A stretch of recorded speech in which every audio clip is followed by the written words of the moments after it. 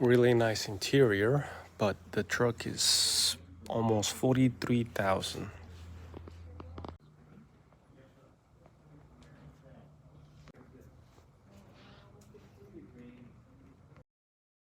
Well, checking out the vehicles, I think vehicles have gotten really expensive because the Maverick, it's kind of based off a car chassis and it's $43,000.